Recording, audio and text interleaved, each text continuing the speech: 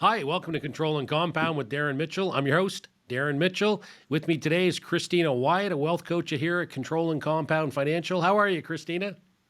Hi, Darren. I am doing great. I am super excited today for our guest. We have Holly Jespersen here from Holly's Homes. How you doing, Holly? I'm doing great, and it's so good to be here with the two of you today. Thank you so much. Oh, we are Thanks so much excited. for being here. So Holly, you have an amazing story that we're going to get to, and what you do, and how you not only are active in the real estate world, but you give back, and you give back with kids. So a little warning here for listeners: you might want to, for the second half of this, get some Kleenex ready, because I know I've got a box here ready to go. But let's talk about your real estate journey and how this all came to be. So where are you located, Holly? I am just outside of Edmonton, Alberta. Edmonton, Alberta. Wonderful, wonderful city. So when was your first sort of, grade school, you decided you want to be a real estate investor and you made all the right choices along the way? When did you actually decide, okay, this is something that is worth pursuing, and I want to spend some time on? When did you first get into real estate? Gosh, that goes back to like 2002, 2003-ish, in there when I just, got curious about it. And I did some courses, thought I'm going to look into this real estate thing and, took a bunch of education first. And alongside that, I looked into some personal development at the same time. I am big into investing into myself and into that education and learning. And so I did different real estate courses, and have been involved in different networking groups along the way. I'm a very active Keyspire member, and am very active in that community as well, and work alongside those investors. So it has been a journey way back then when I started, and doing just different things along the way.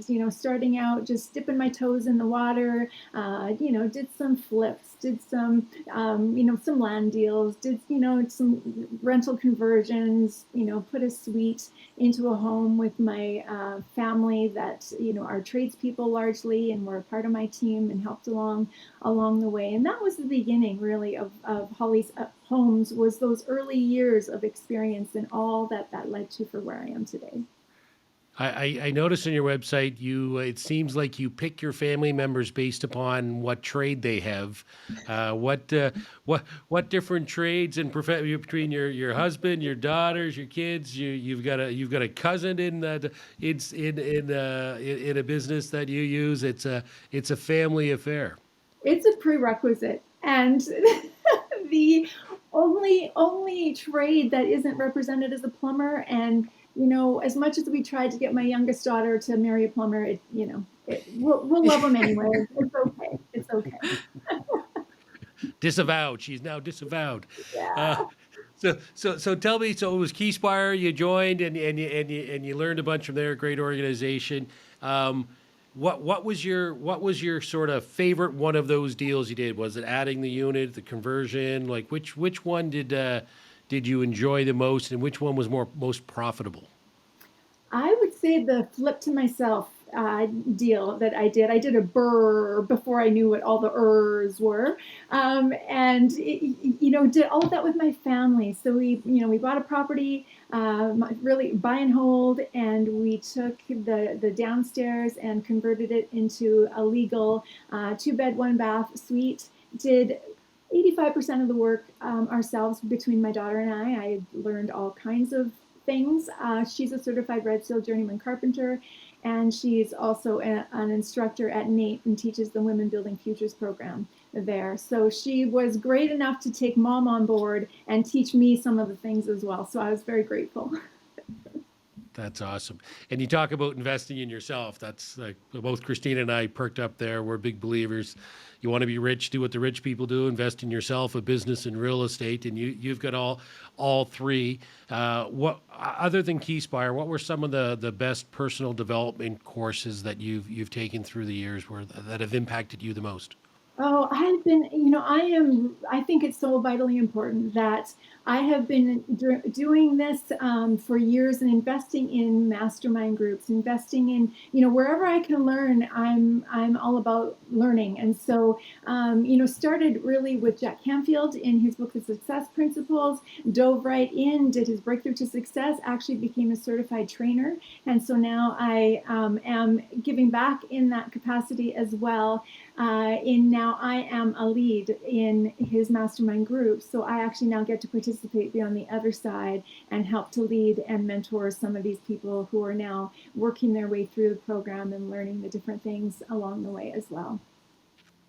That is fantastic. Now, we're gonna get into kind of the next phase because you don't do those things you mentioned earlier right now, Christina. Why don't you and Holly jump into the new kind of version of that?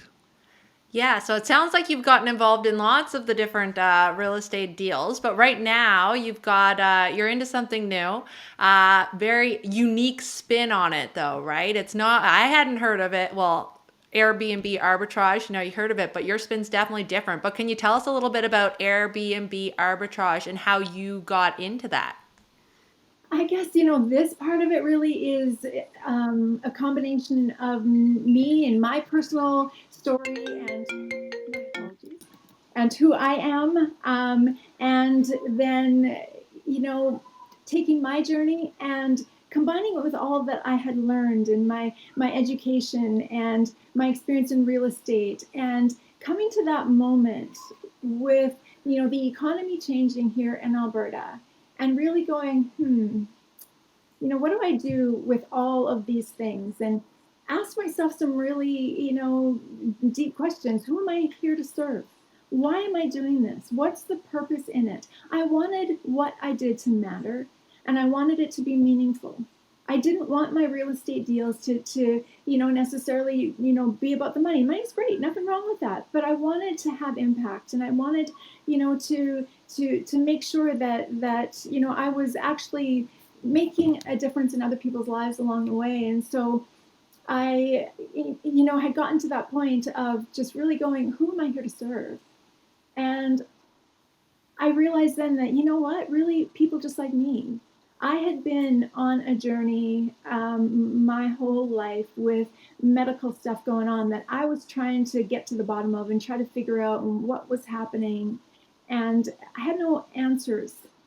And, finally it took a trip across the world, literally to London, England, to see a specialist there, to get some answers and figure it out. And so the reason I got into real estate was because a regular 9 to 5 was not working for me, because my body, my energy, I couldn't fulfill the requirements day after day. It was too much of a drain on me, and it wasn't working, and I needed something on my own time, my own schedule. So I got to that point of going, okay, what does that mean, people like me? And I thought, I'm not the only one who's ever had to travel for medical reasons. And that kind of travel is different than any other kind of travel. It's not like going on a vacation. And I understood that, and I understood what I had been through. And I thought, what if I took all that I knew about what my experience is as somebody who, has really had to work hard to be well. And I took all of my experience in real estate and I combined the two. And I set out then to learn more about it, first of all. So I took some courses, and I, again, learned the ins and outs of short-term rentals. And I decided to set up short-term rentals around hospitals and medical centers, specifically to serve those that needed to travel for medical reasons. And so that was the beginning of Holly's Homes. We're in our 3rd year now. So about 3 years ago we started. That's awesome. So if we could just back up. So just can you explain what rental arbitrage is? So Absolutely. it's great. It's in the Airbnb space, but what makes, Airbnb rental arbitrage different than just regular buy a place, rent it out? Yeah. So what is really great is that little aspect that I love what you talk about in your work, Darren, and that is control. Having the ability to control these properties without ownership. So you have the ability then to go in and have several properties, so as many as you want, under your control, be able to go onto a lease as, as the tenant, and then be able to take that with the homeowner's full understanding of what is happening and what their property is being utilized for. And then we come on, we rent it, and then we re-rent it on Airbnb, on short-term rental platforms, and be able to then rent it by the night. And the arbitrage, of course, it's that spread where we are able to make some money and be able to make the impact and be able to grow and do what we are doing as a business. So you get the benefits of the Airbnb ownership, or benefits of Airbnb, being able to rent it out and make money, but you don't have to physically buy the place. Correct. Well, that's pretty cool.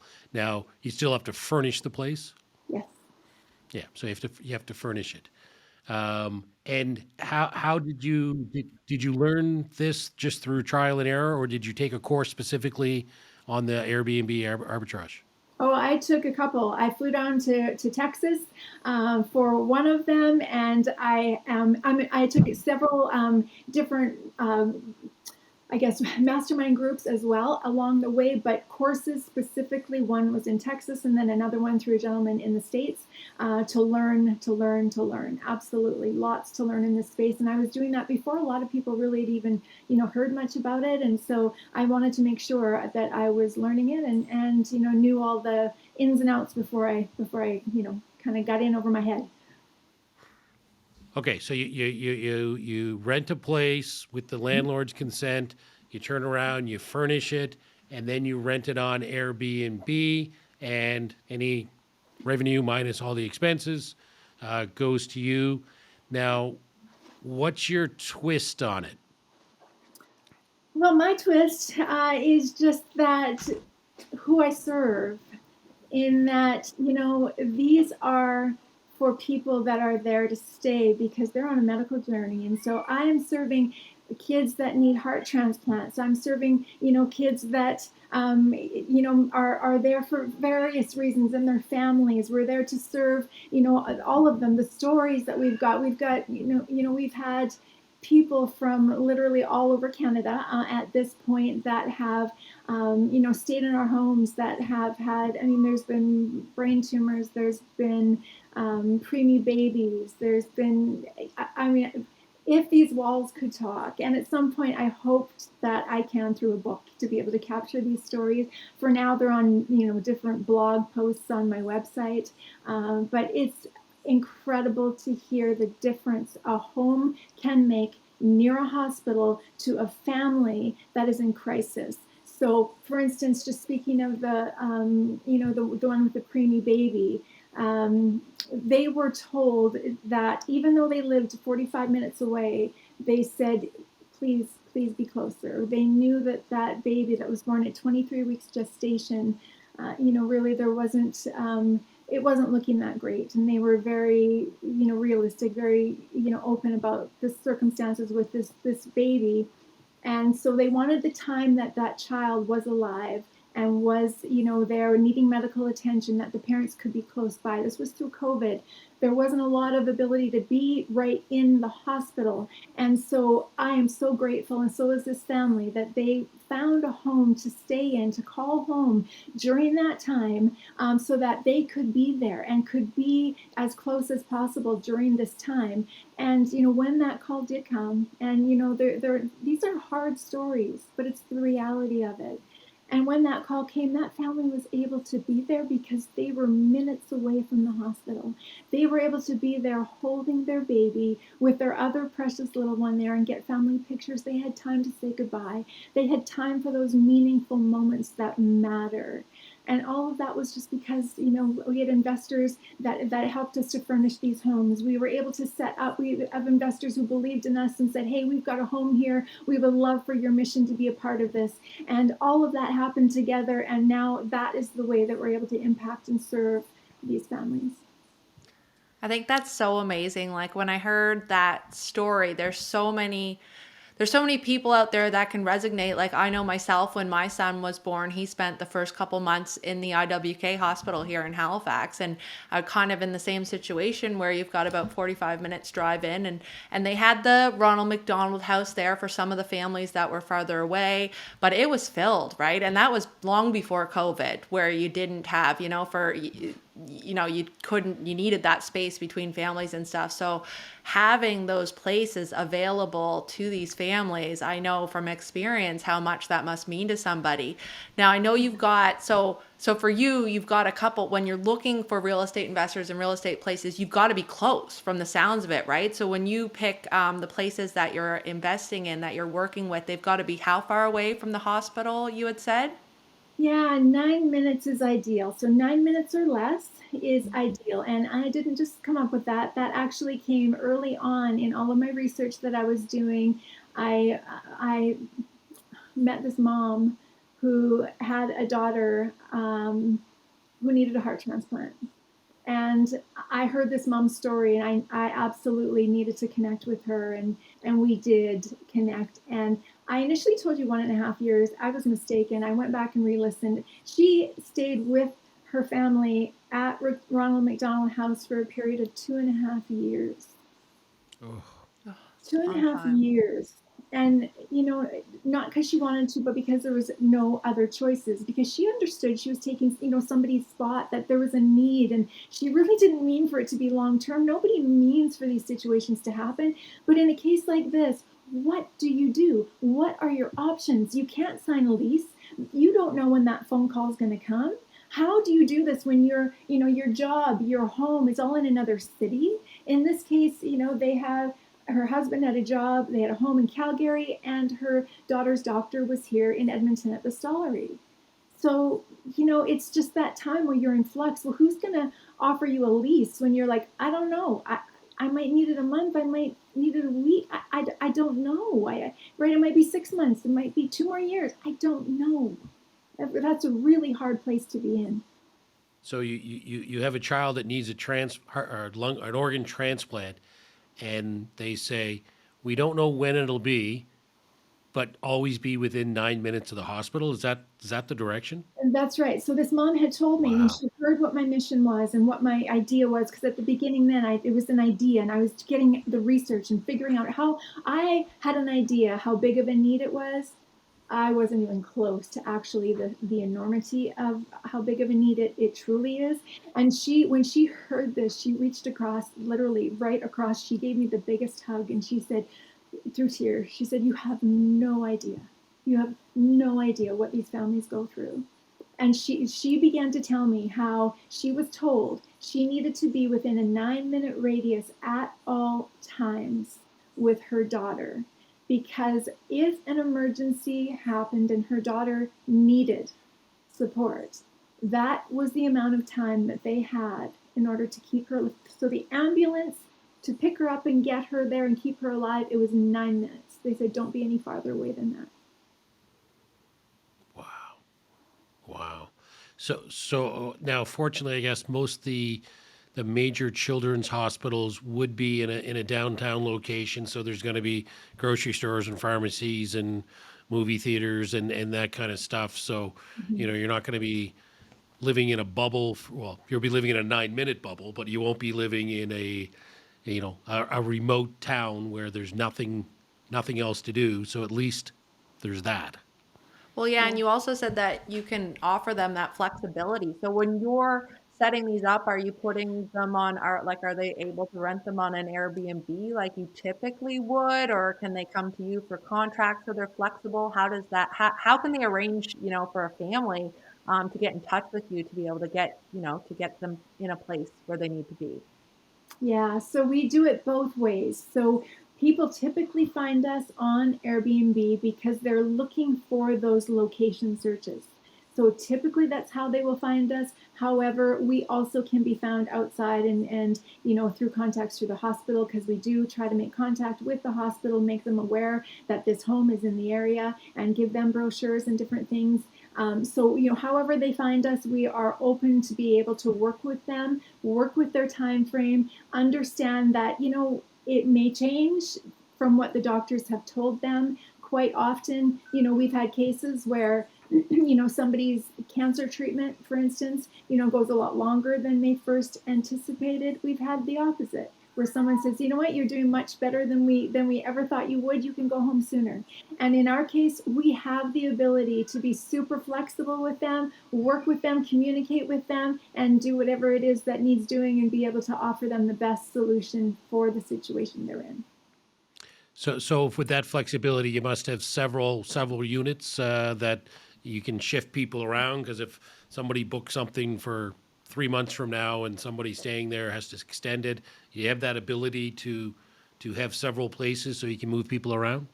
So depending on what we ask from our families is that they just maintain that communication. We have got right now 2 properties in Hamilton. We have 2 properties in Edmonton. So we've got that flexibility within what we've got there to be able to do that. So usually if we've got somebody, coming in and somebody has an extension, if we are able to move somebody, shift them over and do it that way, then absolutely we do whatever we need to do in order to ease the burden for what they're already going through. Yes. And what do you do for the times when it's not booked, say with kids who need to be sick, kids who need to be close to a hospital? Is it a regular Airbnb like the rest of the time? I'm just thinking as a real estate investor here. It's like, what do you do when that place is empty? I'd like to generate some income. So do you rent to non sick kids?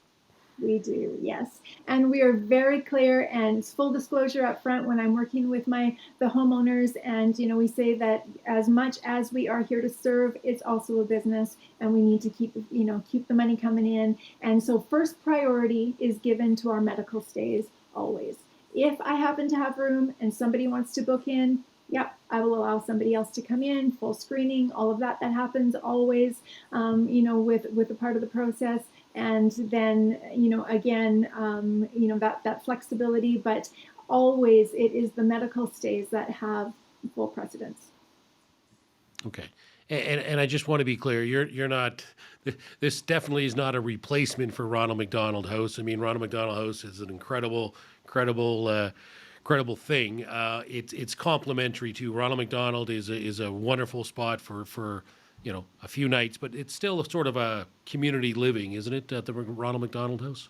Oh, that's exactly right. And I'm so blessed in that I haven't had little ones, where I needed to be in a Ronald McDonald House for my own journey. It was, it was different than that. So I gained experience about what this initial family, particularly when they stayed there as long as they did, and I learned about it's got its place in sort of so many people, and is such a blessing for a long-term stay. It's not necessarily, over the long haul, going to be the best scenario from the standpoint of immunosuppressancy. So these families often have immunocompromised children, and to be in contact with other families, in a community living type of a home is a challenge. And that was something that I hadn't even thought about. Also, they limit the amount of family members who can stay, understandably, right? Well, we can offer something that doesn't have those same limitations. So as many people as, we can accommodate, that we have beds for, it's all good. It's all good. We can make it work. So grandma and grandpa can come visit too. Exactly. And quite often what the case is that is such a good point, because grandma and grandpa often are a part of it to help to watch other little ones while they need to be at the hospital with their child that's sick. Wow. Mm-hmm. Now, incredible. Is there anything special you do inside the homes to get them ready or decorate them, or what? Like, is there something for the kids to do in the Holly homes?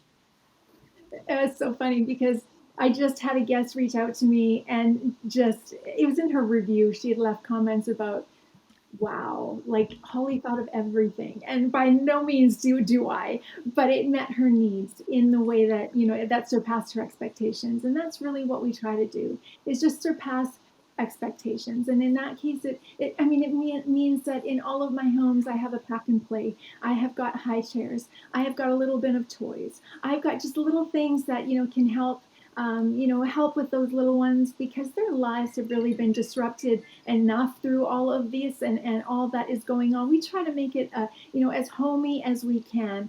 Now, what other things that we do different that others, may not have thought of, or haven't experienced, is I know the fear that can come along on a journey like that, the uncertainty, all of the anxiety that can be a part of this. And so we work very hard to create an ambiance that is one where, my hope is that they can leave some of those fears at the door. And the minute they enter my space, I call my homes inspired homes, inspired spaces, because we do everything from, put artwork on the walls that have little messages, about gratitude, about peacefulness, about hope, because hope is so critical on that journey. And when you've got a little picture on the wall, it might not seem like much, but when you're in a place of despair, when you're in a place of darkness, you know what? I had somebody message me.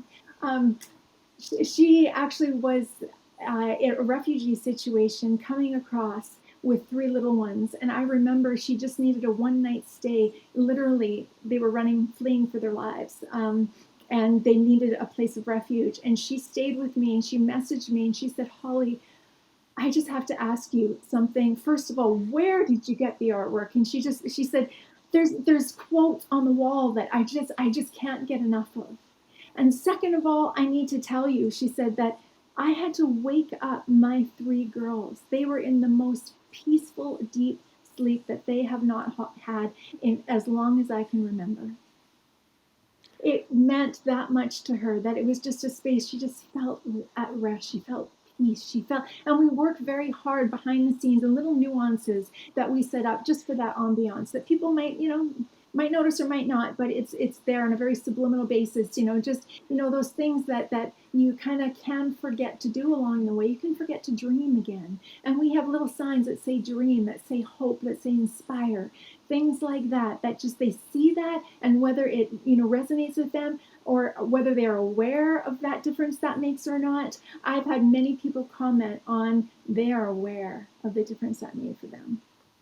Well, it's that positivity that you're showing, right? Yeah. The positivity inside the room. And I know when we were having the conversation before too, you had mentioned, and I do want to mention it because it's so sweet what you do you do go above and beyond, because we were talking, and on top of Holly's Homes, you've got Holly's Heroes as well, right? With the costumes that you told me about for those little superheroes that are staying with you, that you have all set up. You want to tell us about Holly's Heroes that kind of comes in play with Holly's Homes?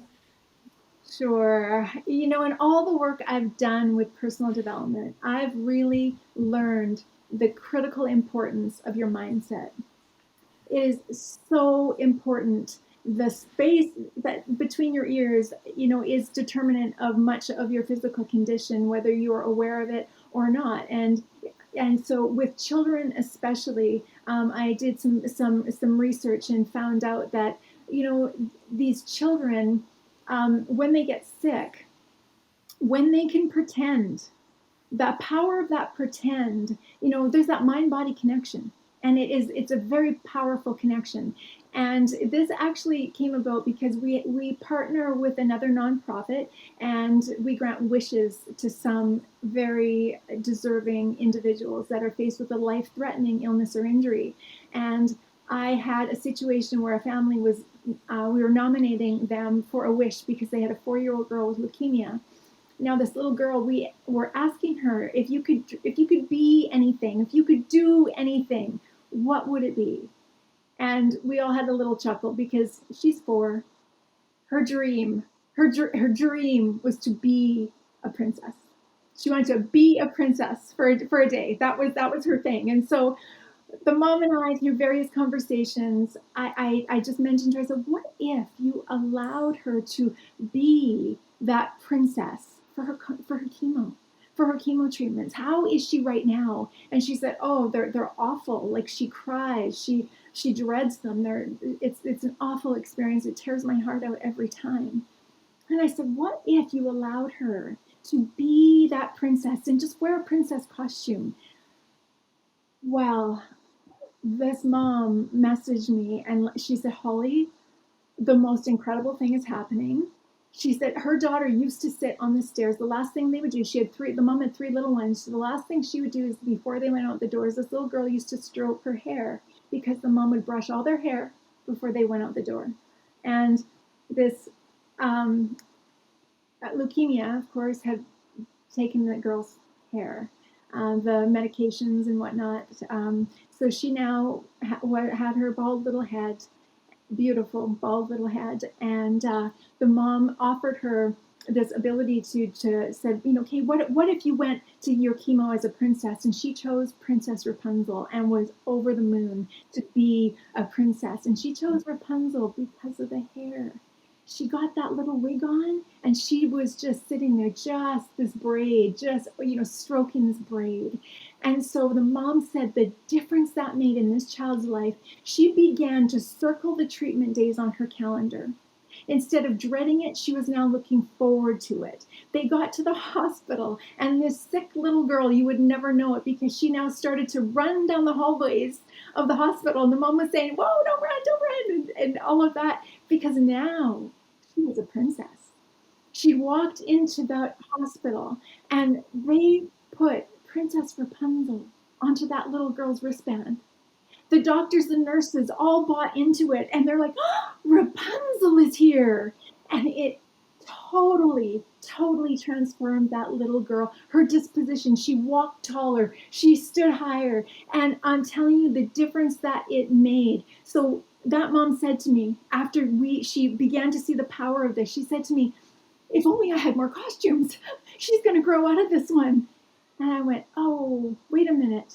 What if we put that on social media? It was fall. And I said, look at what's on the calendar coming up. It was almost Halloween.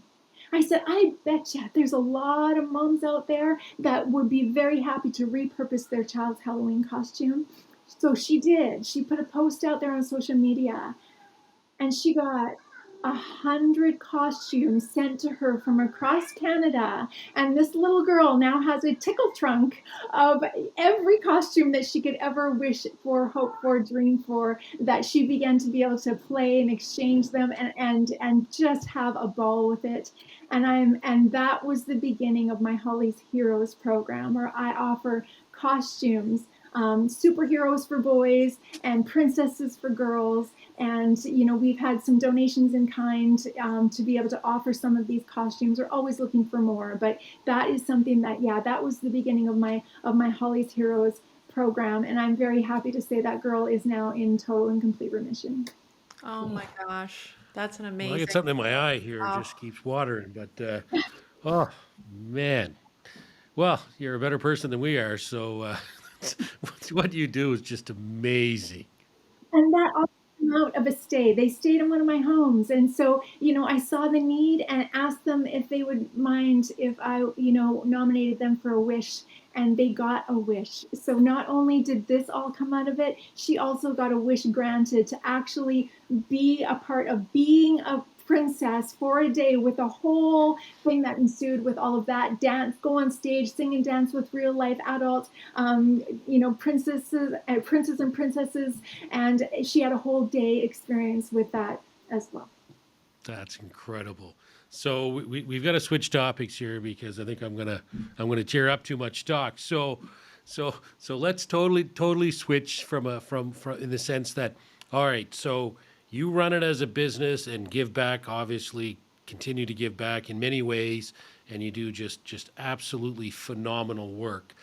But let's look at it from the other side of the equation, from the landlord's perspective.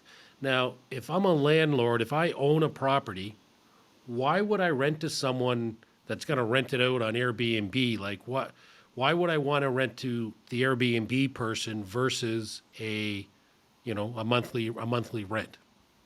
That is such a good question. Yes. And, this is the side of things that people don't necessarily think about.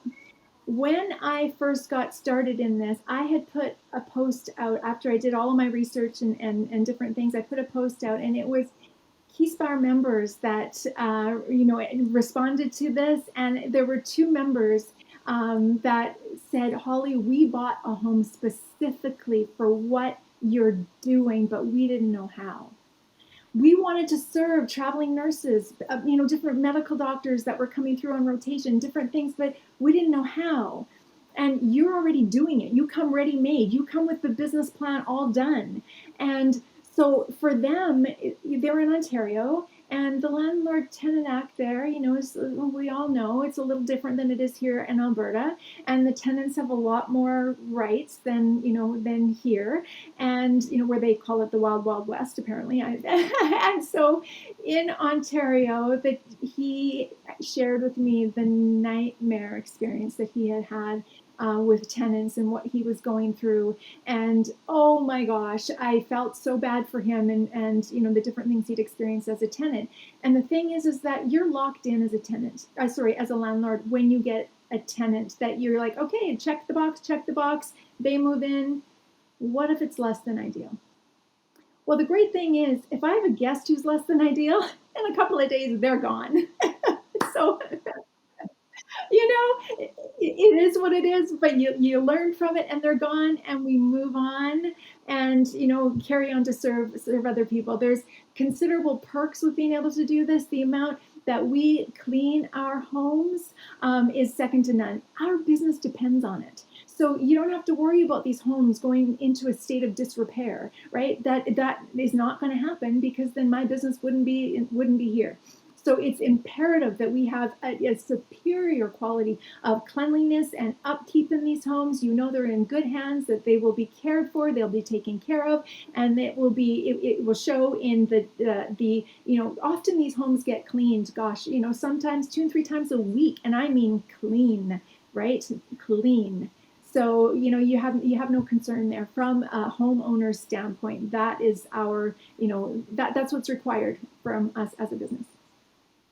Okay, so from a landlord perspective, you're going to get, the same rent you would have got, or if there's a situation like yours and they want to help some kids and stuff, we can hopefully get a slightly less rent on their behalf. But assuming same ballpark rent on their behalf, they're assured their place is going to be looked after. They're not going to have problem tenants.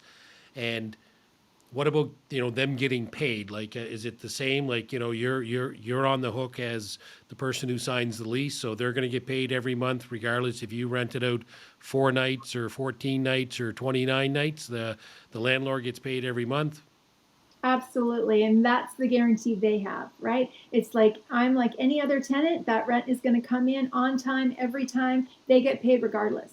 So if I don't have occupancy, if I don't have people booked in, that's on me. That is not on them. They will get their rent 100% of the time, every time. It sounds like on top of that, you're doing the property management side of them for them as well, right? So that's one extra onto that's a huge thing for landlords, that if you're handling all the property management too.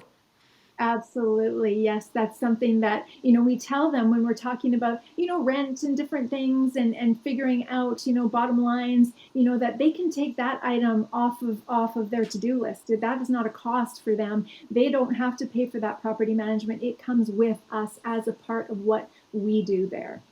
Absolutely. Yeah, and if there's a problem, you get the 2 a.m. call, not the landlord. The guests are going to contact you to say there's a leaky toilet, or how come the Exactly. bottom plug doesn't work in this outlet, or some of the things that people, not your tenants, but some tenants would go for. Okay, so staying on the financial side for a sec. So as an owner, great, I buy a property, I can pay my own property management or manage it all myself, and roll the dice with tenants and hope it looks after, and get in to look at it once a year if I'm lucky, as opposed to someone's in there, in your case, several times a week. Now, what about the other advantages of the owner? Like, am I still gonna, if I own the place, am I still gonna have that depreciation and write off the interest on the mortgage and stuff? Like, none of that stuff will change, will it? It does not change. You get to have all of those perks still. You're the owner.